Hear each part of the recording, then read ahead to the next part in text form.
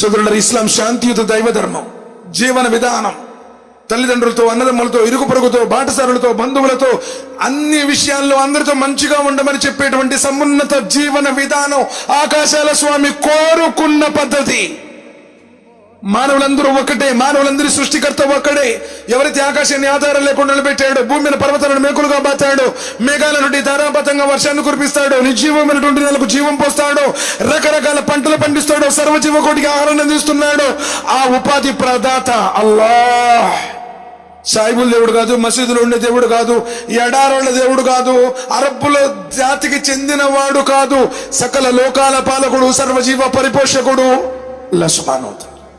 నీ తల్లి గర్భంలో నువ్వు లేనప్పుడు నీ బొమ్మలు చెక్కాడు, వీరి బిందును నెత్తుడి ముద్దగా చేశాడు, నెత్తుడి ముద్దను కండగా చేశాడు, కండను ఎముకగా చేశాడు, ఎముక పైన చర్మాన్ని తొడిగాడు.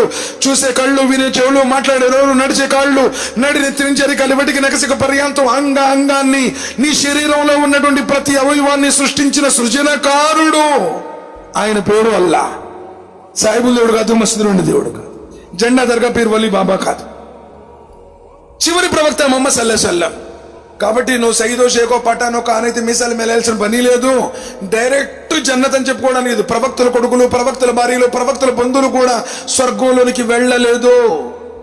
950 సంవత్సరాలు చెప్పారు నువ్వు అలీస్లాం వారి కన్న కొడుకు, కట్టుకున్న భార్య అవిశ్వాసులు నరకం అంటుంది ఖురాన్. తన స్నేహితుడిగా పిలుచుకున్నాడు ఇబ్రాహీం ఖలీలుల్లా అని. ఆయన కన్న తండ్రి హాజరు నరకవాసి అని చెప్పారు నబీ సల్లల్లాహు అలైహి వసల్లం.